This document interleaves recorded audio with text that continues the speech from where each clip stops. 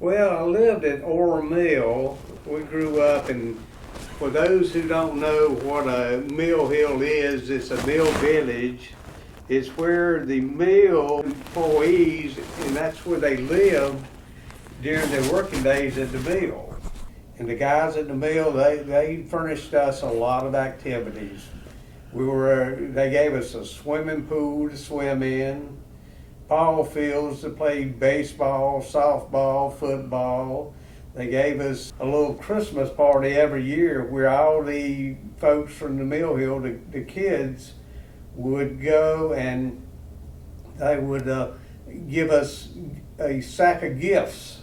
So every Christmas, the people at the Ore Lines, they provided us with Christmas presents. Otherwise, sometimes we didn't get.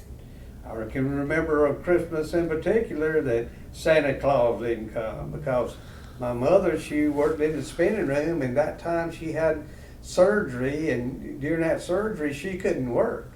So I didn't understand at that point in time why Santa Claus didn't come see me. I said, did I do something wrong or what happened? But at 10 o'clock that morning, my uncle and aunt came from Greenwood and brought me a gun and holster and my sister a baby doll. The mill hill was good to us. It provided us a lot of places to be entertained. And it also gave one person a year a scholarship to college. So you would have gone to what elementary school when you were down there? I went to Southside Elementary School. And then you went to McCants Junior High? McCants, and then McDuffie. Tell me how you could choose to go to McDuffie and the kids that went there, what they ended up doing mostly. Well, McDuffie was more of a trade school. It was not the school that you went to prepare for college. It was a school you went to learn a trade, like auto mechanics, wood shop. They had electronics back then in our school, and I was in textiles, and they had the machine shop. But it was a wonderful place for us to go and learn a trade. Back when I graduated from McDuffie, you know, we had the war going on in Vietnam, and I certainly didn't want any part of it. Okay. But what happened, I went to Tri-County Tech. And going to Tri-County Tech costs about $55 a quarter. But it wasn't long that I was up there that I couldn't afford the gas to go back and forth to school. So I ended up just joining the Air Force. The Air Force gave me the opportunity. They paid my way to go to college. Back then, I think tuition at Anderson was about $400 a semester. Yeah. Well, I got about $325 a month from GI Bill. Yeah. So I had a little money left over to help pay my apartment. But back then I had 3 jobs also. So what did you major in then at AU? It was administrative management. Okay. And the way I chose my major at Clemson, I got the catalog and I looked and I said, okay, how many of my courses will transfer? And so I chose financial management because it would take all of my courses from Anderson College. And you could get out of Clemson quicker. Yes. And which you did. That's right, with the help of my wife and the pushing of my wife.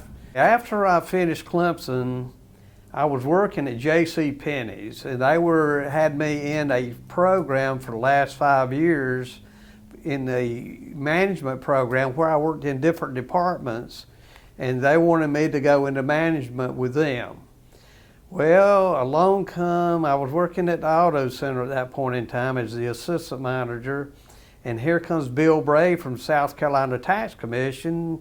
He says, Clifford said, you know, I just talked to Marcia Leslie, a CPA here, and he told me you just graduated from Clemson, and you possibly would like to get a job as an auditor with South Carolina Tax Commission.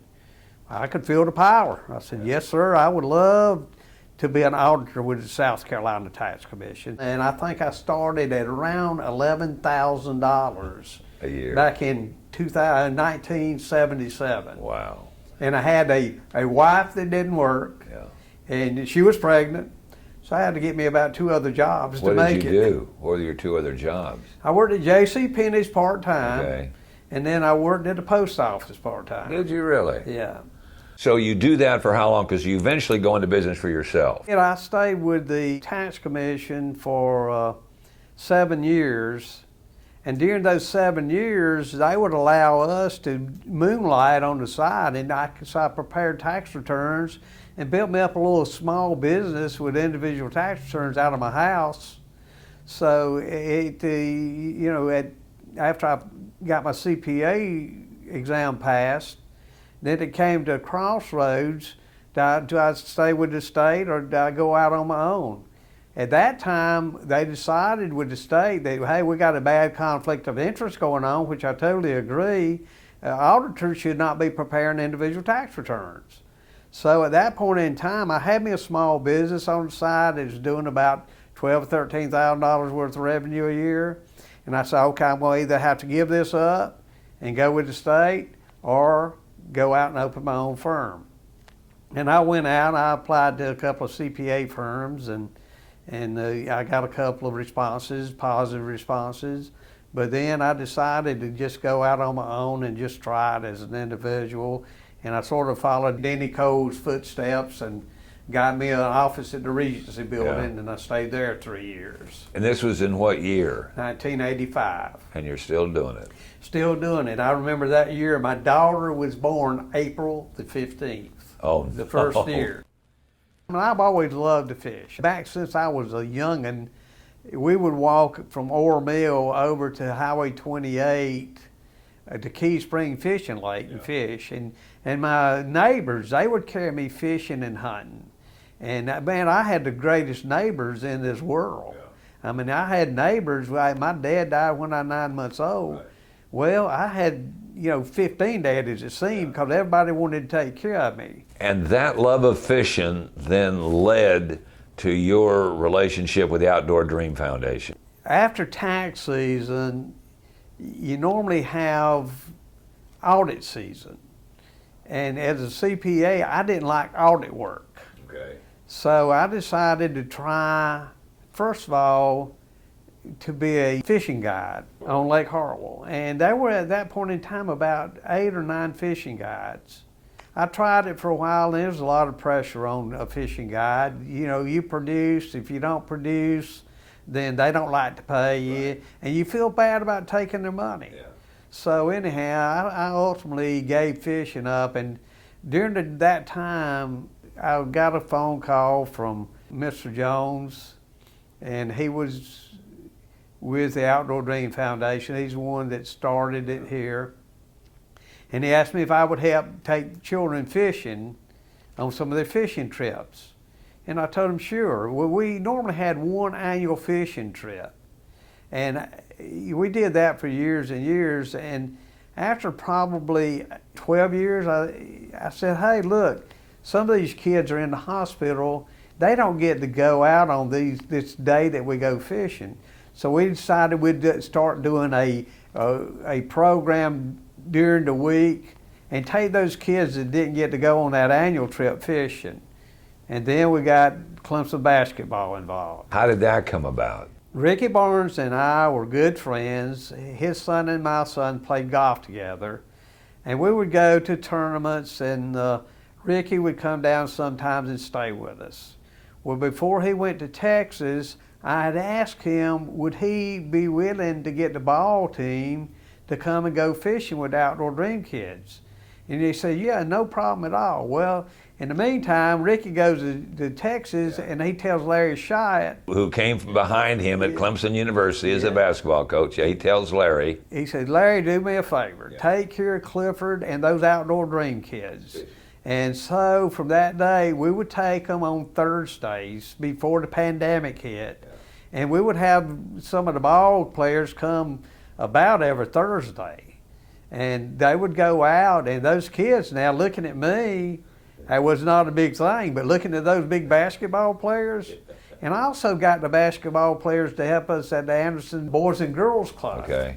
And it really worked out well. I mean, they would come in and go over and shoot around the hoops with the kids, and then, give out the toys. And it was big time. And Larry Shyatt was a wonderful person that put his heart into making those kids happy.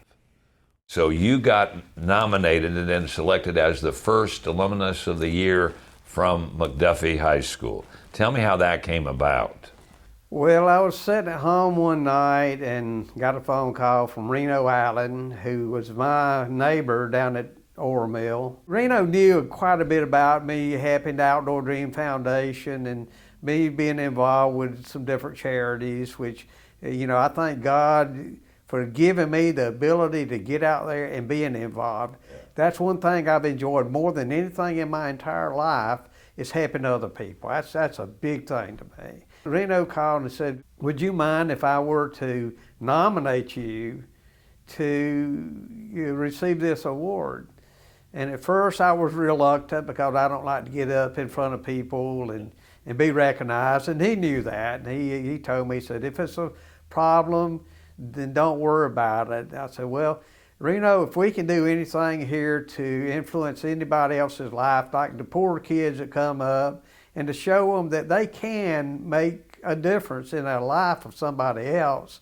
They might not make millions of dollars, but, for them to make a difference in somebody's lives, a lot of times it don't take money to do that. It just takes your willingness to get out there and spend a little your sweat time and help people out.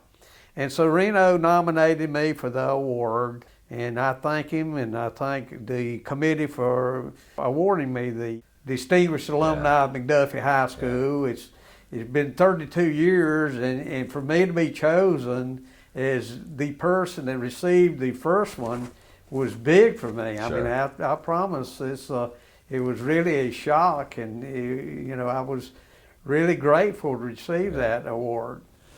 Looking back on your life, growing up without a dad, growing up on a mill hill, your mama worked in the mill, 7 people in that little house, and you look back on that and see what you've been able to accomplish, the people that you've been able to help and influence.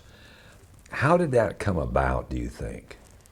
Well, it's of course came about through God's grace, no question about that. But I've always, during my lifetime, just loved working with people and helping people. And as far as, me getting where I'm at, it wasn't me, it was a lot of other people. It was the Air Force that helped me through. It was people that I was associated with that encouraged me and influenced me. It was a lot of help from a lot of people. And it would take me from now to eternity to thank all those people that's helped me during my lifetime. I've always wanted to help people. And today, it's the biggest thing in my life is helping people. I'm still that way. And I'm just so proud that my children could see what I've done during this award, and maybe it would inspire them to go forward with more giving from the Bowman family. And of course your wife. And of course my wife, no question. How'd you meet her? At J.C. Penney's. No, I met her. I was working part-time. Doug Stewart got me a job. When I got out of the Air Force, I had to get me a part-time job. So Doug got me a job working in sporting goods. Okay. And she had just moved here from New York. What's her name? Her name is Sharon Kosenke. She was a German person, but they lived in New York, and I think her father wanted them to get out of the big city as she grew older and get her in a smaller town. So they came to Anderson. Came to Anderson and met me, and I'm sure. Was it love at first sight? Oh yeah, boy, she was a pretty young. And she took after you too. Obviously. She was absolutely a gorgeous person, and without her, I can promise you, I would not be here today. Yeah. Behind every man, there's a successful woman in there. There's no question about it. You put it real well. Yeah. The woman is the success of the family. Yeah.